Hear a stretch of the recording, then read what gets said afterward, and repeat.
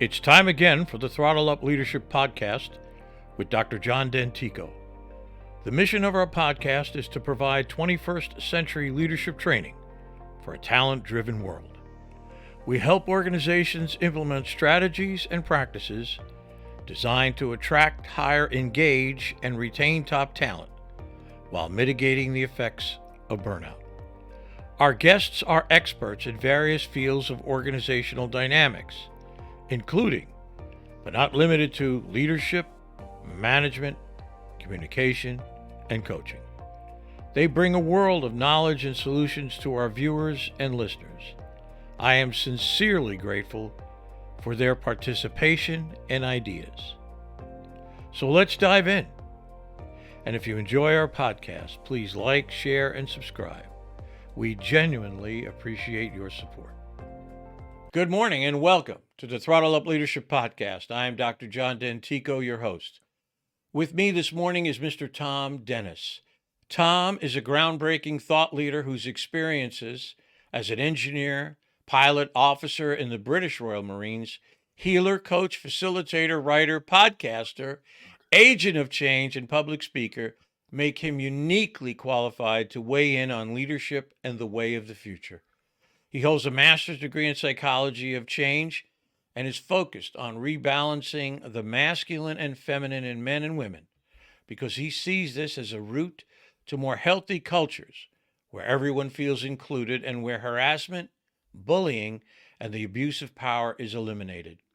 He is an international speaker and Amazon #1 published author and has been featured on both the BBC TV News and radio, and as an authority in over 320 articles in industry-leading publications such as CEO Review, HR.com, HR Zone, and HR Director in just the last 2 years. As the CEO of Serenity in Leadership, Thom has been hired by global banking, pharmaceutical, energy, and engineering brands such as Citigroup, Royal Bank of Scotland, Pfizer, AstraZeneca, GSK, ConocoPhillips, ABB Automation, BP, Centrica, and Transocean, to name just a few. I am pleased to have him here with me this morning. Good morning, Thom. How are you doing today? Good morning, John. I'm well, and it's really nice to be with you today. Great to have you with me.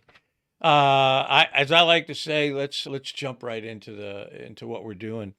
One of the things that caught my eye in reading your bio was the rebalancing of the masculine and feminine men and women in society. That just made me rear back up a little because you don't see that much. Can you peel that onion back a bit more for me and describe what you mean by rebalancing the masculine and feminine in both men and women? Well, I think that we live in a society which is kind of dominated by what I would describe as a fairly dysfunctional masculine. It's driven by largely fear. It's driven by competition, and it's not particularly concerned about people. And I think that even if you look at very successful women at the top of organizations, they tend to be expressing, they've got there by suppressing their feminine sides in order to conform to an environment and a culture which really only celebrates some of the masculine traits, which I think aren't totally bad, but they're out of balance. Certainly in most successful men, you don't see much of the feminine traits, compassion, innovation, listening. I was working with a group on listening yesterday. It's now when you get a group of managers together and you say, what's one of your great strengths? A lot of them will say, oh, I'm a really good listener. But actually, when you get down to it, it's not true. They're not. We're all different, and we all carry the traits of the masculine and the feminine in different measures. Some women have very masculine traits, some men have very feminine traits, which is great. We need the whole continuum. But that's the point. We need the continuum. And also, I think as individuals, we need to be free to express our full selves because all the time that we're suppressing aspects of ourselves in order to conform or fit in, it takes a lot of energy. And the organization that they're in isn't getting their full value. I agree. I think I've seen that over the course of my own career. I tell the story about a very capable and competent woman I knew or still know. And she used to tell me when she went to work, she had to put her game face on. Yeah, Yeah. I'm sure you've heard that before. I Yeah. got to have my game face on. Yeah. And I would think to myself, you really are great just the way you are. You can be consistent, and people love consistency. I'm sure you know that. People love people who are consistent and, come to the work and you're the same person, whether you're at work or any place else. Hmm. Any reflection on that, Tom? I think there's this saying that some people say it would be great if you could bring your full self to work. And I think that's quite controversial. A lot of people want to have boundaries. They want to have a distinctive part of themselves that stays at home and a part of them that sort of just stays at work, if you like. I think what I would say is that the more that we can be our full selves wherever we are, the better that is. But that requires organizations to accept the full aspect of themselves, of each person, as opposed to either actively defining or unconsciously defining what's okay and what's not. It's a tricky one, but I think if people can feel themselves, full selves, they're more productive, they're more effective, and actually they're happier. I would agree. I think, in fact, previous guests that I have had on have talked about a leader being vulnerable, being able to be somewhat vulnerable and to accept criticism. And I think there's this still runs today, at least in my experience, this notion that somehow you have to be perfect. You have to be a perfect person all the time. God forbid you show any sign of weakness, if you will, or vulnerability again. And so I agree with you. I think the smartest leaders I've known have been the ones who stood up and said, "I messed this up," and but that's okay. Let's see if we can figure out how we're gonna fix it. Yeah. And that human connection is so important. Go ahead, Tom. Yeah, and you made this distinction between weakness and vulnerability, and I think there really is a big difference. I think that a lot of people perceive vulnerability as weakness, and yet it's not. It's actually an amazing strength. And when we can see it as that, then it's just so much easier to relate to these people. And when you hear this judgment, oh, they're weak, if you look at the person who's making that judgment, it's coming from a weak place inside themselves. So it's one of these classics where when you point one finger at somebody, there's three pointing back. And I think we have to remember that with humility. I agree. I think it is the perception of weakness. I do believe that vulnerability is a great strength, an Mhm. absolute great strength, because it does reveal your human side. And people want to deal with humans no matter what the AI people are saying right now, in a manner of speaking. So, Tom, let's move on. Let me move on a bit for the next question. You make the statement that leadership that got us here is not the leadership that will successfully take us forward. I agree, especially when considering the VUCA world, the volatile, uncertain, complex, and ambiguous world we live in now. If someone were to ask you for a definition of what future leadership needs to be, what would you tell them, Tom? Gosh, I think that there are so many definitions of leadership out there. And a very simple one is that leadership inspires followership. We're in a bit of a paradoxical situation in the sense that some people are saying we all need to be leaders. Whatever we're doing, we need to adopt a sort of a leadership mindset and take responsibility for our own actions and so on.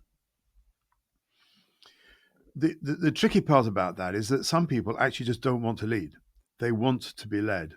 They got busy lives. They're complicated. They just they crave the simplicity of actually being directed, being told what to do, and so on. And we've seen a lot of that, even just in the reactions to the pandemic.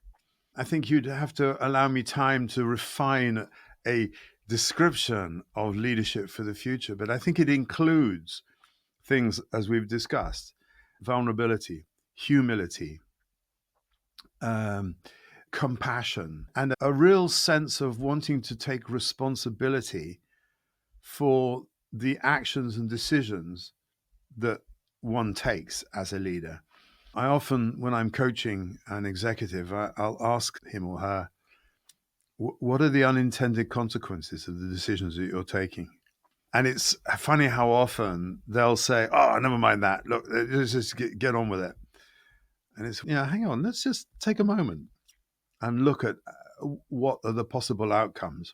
And there's often a lot of resistance to that, but actually it can be really helpful to start to look at things that you haven't planned for that could come. And of course, in life, we're seeing unintended consequences all the time for big decisions.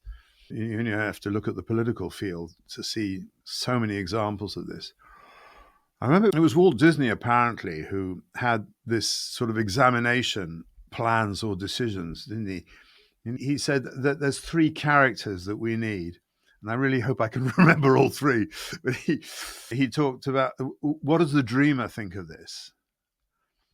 And what does the critic think of this? And I can't think of the third. It's so annoying just now. But let's have 3 completely different paradigms, thinkings, to challenge this decision. And he felt that by using these, you could really look through paradigms, dimensions, and challenge creatively what people were wanting to do.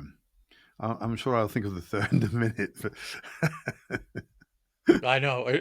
I have the same problem. It's interesting you should say that, but one of the things I'm promoting in my own work, and I've done for a number of years, is this idea of proactive, anticipatory thinking.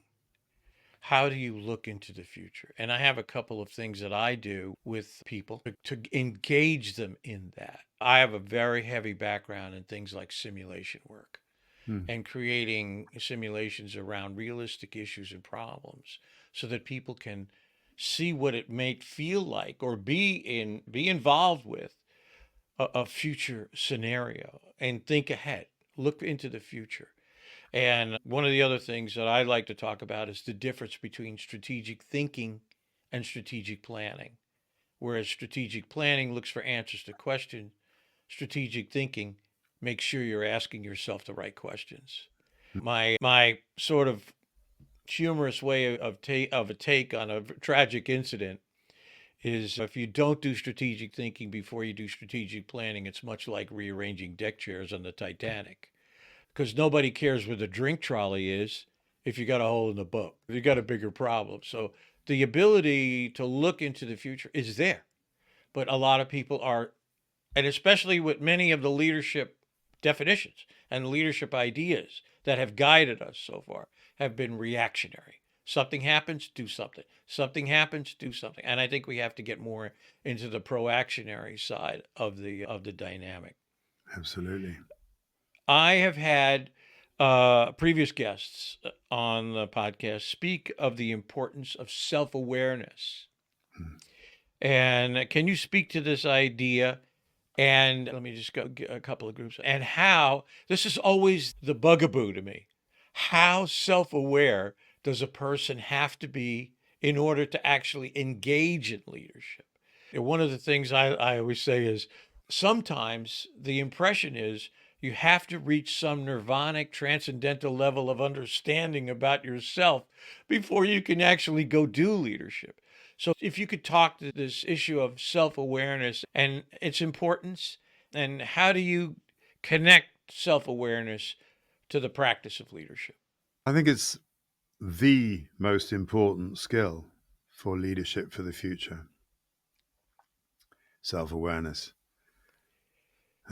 We've touched on various aspects of this already. Thinking through, doing your strategic thinking, and noticing. I think that the more that we can notice what is encouraging us or motivating us to behave in a particular way. You meet someone and you really get on very well with them. It's quite an important question to ask yourself, well, why am I getting on so well with them? And what is the shadow side of that? What am I missing? What am I making allowances for that if I didn't like this person, I wouldn't? So, in other words, how fair am I being and how good are my decisions around this person? Because I think they're really nice people.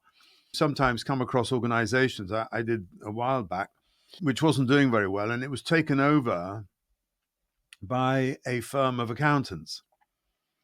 And they went round the business, and anybody who didn't look like them, they fired. And about 9 months later, they went under. And it was really a case of what they needed to do was to appreciate that to have a complete team, you need all sorts of different characters. And you can get that sort of creative tension, even conflict, by having these people. As they say, you don't have to like someone to work well with them.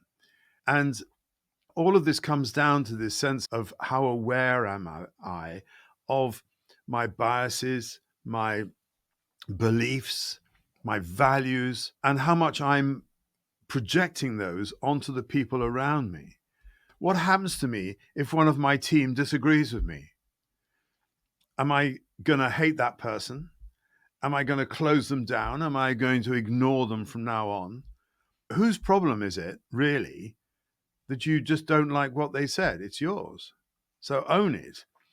But the moment that you start throwing that out around because you are unaware of the dynamic that's going on inside you, then you become a much less effective leader. Now, I guess another way to look at this is if you look at people in power in various guises around the world, an awful lot of them are incredibly unaware people. And they are making dreadful decisions and causing a lot of human damage. And it's because they are not aware of what's driving them and the implications, the consequences of how they're operating. Now, you could say, actually, some of these people are very aware. They're just doing it on purpose. Okay, there is an aspect of that. But then you're getting into the whole thing of, what, again, responsibility. And if I choose to be, there are some leaders, some managers in organizations who are very clear that they operate by creating an atmosphere of fear. That's how they do it. And they think that they're going to get better results out of their people by doing that.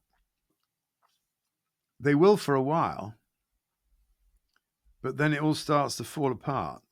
And if only they had taken a moment to sit back and say, actually, is what I'm doing really effective? Is it really going to make the positive difference that I want? And you can only do that if you're willing to challenge yourself or go into an environment where other people, you're open to other people challenging you. So that's where you get healthy leadership. What's interesting, several things jump out at me in your last comments. And that is, one is behaviors, that people behave a certain way, and that in order to overcome the behavior, you have to actually take action. You have to consciously understand that, yes, this is my behavior. I want to change that.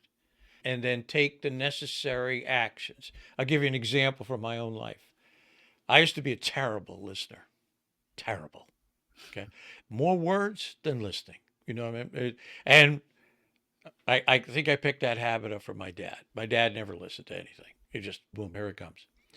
And I recognized that I was a terrible listener. So I worked on that. I had to teach myself to calm down, relax, listen. Calm down, relax, listen. And then there's this, I believe this is so, I must have read it years ago. There's this something called the rule of seven. that in order to overcome an old habit or an old behavior, you have to engage in the new one at least 7 times for it to stick. And I think that probably took me 14 or 15, but that's beside the point. I think that's important. And I try to do in my work, make a distinction between behaviors and actions. Actions are conscious, subjective things that you do. The second thing I want to talk about is in my model of leadership, and you're right, there's so many definitions of leadership. In fact, I have a colleague named, I'll think of his name in a minute, I'm having the same issue. And he's done a study over the last 20 years. All he's done is collected different models and ideas of leadership. And the last time I talked to him, he had 646 different definitions of leadership. In my model of leadership, it's based on one thing. And that one thing is contribution. We have a problem. Who's got an idea? Who wants to make a contribution to this? So what you're doing, and that's not with, okay, this is what I think we should do. Who now wants to weigh in? No, it's here's the problem. Let's sit here and just invite everybody to come in, because my experience tells me, I'm sure it's the same for you, you never know where a good idea is going to come from. And if you make way, you make space for people, I think they will eventually. In the beginning, I think they'll be a little unsure. You might get, as they call it, a deer in the headlights look. I was like, does he really mean it? And then slowly but surely, as you invite that, continue on with that, I think people will, in fact, join you. They're looking to join you. I think creativity is something people want to express in their own lives. And creativity, as I've found out, the expression of creativity is really a way to help mitigate things like burnout. So these are the kinds of things that I agree with you. Finding that comfortable spot is sometimes a tricky thing to do. Let me ask you this question. I talk about many times in my work the transcendent value of trust. A colleague of mine says that we're living through a time of a trust deficit. I think he's right. Certainly, I think I see it in the States. Would you agree with that idea? And what do you think could be done to increase the level of trust in organizations? Well, I think that first thing is that leaders have got to acknowledge that that's the situation. And it's not in every organization, but it is in a lot. And why is the level of trust very low? I think that there's lots of reasons for that. But one aspect, I think, is that when there is fear, and it'll permeate everywhere, if there's fear at the top, then leaders fear to delegate, and there's more autocratic or directive styles of leadership. You don't need trust then. You just tell people what to do, and either they do it or they don't, and if they don't, they get a rocket. Again, as I say, it's a style, but we've moved on from there. But we've got some old styles of leadership, and I think that the pandemic, one of the things it did was to it split people more than I think we thought at the time, but coming out of it, so that leaders wanted to get back to how it was. And even now, there are some sort of resisting the whole idea of working from home or hybrid working and all these things. But I think you'll find it's here to stay. But there's this sense of, oh, for goodness sake, let's get back to how it was, because in those days, I could control things. I was in charge, and it was very clear. But the moment the people aren't around and I've got to ostensibly manage them, how can I do that? For all I know, they're out walking the dog or feeding the baby or doing something that's not relevant to the workspace, because they had this model where people came in at whatever time it was, 9 o'clock, and they went home at 5 o'clock or later. And yet you have to trust to be able to say, this is the outcome I want. And how you do it, I'm not worried about. And if you can get to that mindset, that stage where you can just focus on what is it that I want to achieve, What are the outcomes that we need at the end of the day? And if I brief on those and then allow people the leeway and the freedom to define how they're going to go about that. And if they're stuck or whatever, you can say, look, if you want to talk over how you're going to do it, fine. I'm really open to that. But I'm not going to tell you how to do it. I want you to use your own creativity, your innovative side, and do it your way. But these are the outcomes I want. That's the clear bit. That generates trust. Yeah, I agree. I think it's if you have no trust, you have no relationship. And what I'm seeing now, and I know having talked to my colleague in the UK, Michael Millward, I don't know if Michael, great guy, he and I have talked about the same issue in the UK here that we're experiencing in the States. And I think it's also happening in other countries around the world. And that is the struggle for top talent in organizations. And I see this now as a tsunami. The tsunami is heading in.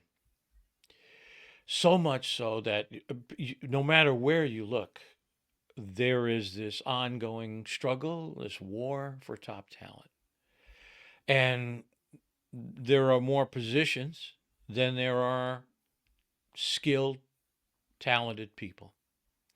So the tsunami that's coming is, and I've already had a couple of guests who've talked to me about this, is that if a person goes to an organization with the old, as you describe it, the old controlling mindset, they don't have to stay. They can say, you know what? I don't like it here. I'll go find something else. They may not have a new position in their hands, but they'll just go out there into the talent market and find something else. So much of that is the tsunami that I am convinced many organizations don't know about yet, or don't recognize yet, or don't see it. They know they're struggling for talent, but they think, oh, we'll get it. Don't worry about it.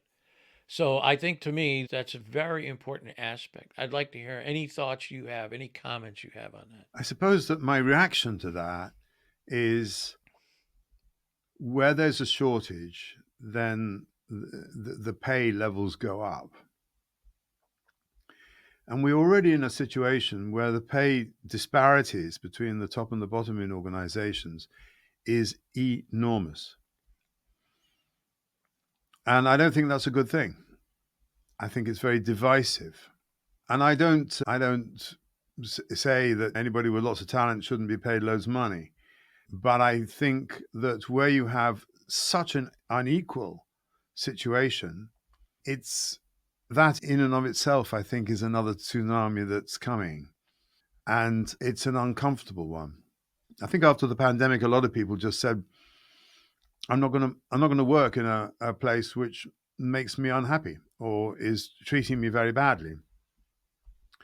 And those are people with talent who have the choice. But there's people lower down that, if I create a scale, who don't necessarily have that autonomy and agency to be able to make that kind of decision. And I think we just need to share things more equally so that the people at the bottom, what was it in the 1960s, the average age of somebody getting their own home was about 29. And today it's 47. We are creating an environment where a family can't exist unless both the husband and wife are working, unless the husband's on some huge salary. And it never used to be like that. And I just say, does it have to be? Yes, there's a lot of women who want to go out and work. Fine. That's great. That's a choice. But where there is no choice, and that's the way it's got to be, it puts so much pressure on people, and it's creating all sorts of divisions. And you look at the suicide rate of young men now, it's just going through the roof. Why? Because a lot of them actually feel very useless. So that's I'm going into an area that No, that's right. But it's like we need to be grown up enough to recognize what's happening before it becomes an untenable situation. And if you look back through history, there are elements of the population that revolt. It's happened over and over and over again. It's talk about history repeating itself. And I don't think actually that we're that far from this, particularly since we live in such polarized societies today. You asked me a question before we joined. You probably want to go on to that at the end.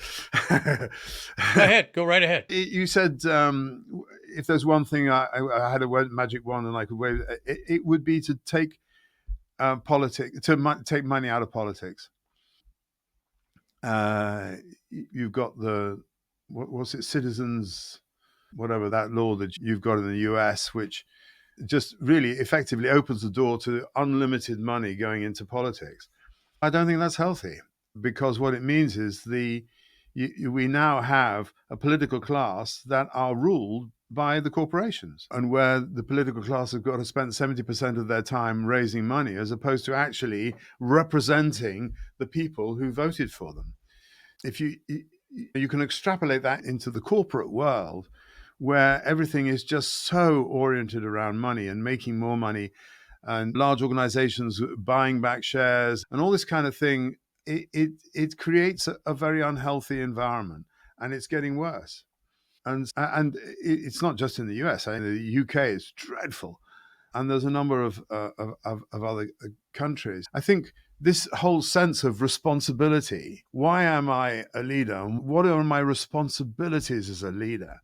And if it's just, you talk about self-awareness, if I'm sufficiently self-aware that I know that what I'm doing is just because I want a bigger, fatter house and a faster car so that I can look better than my next door neighbor who's got a slightly smaller one, then that's a bit sad, actually, but it's also very damaging.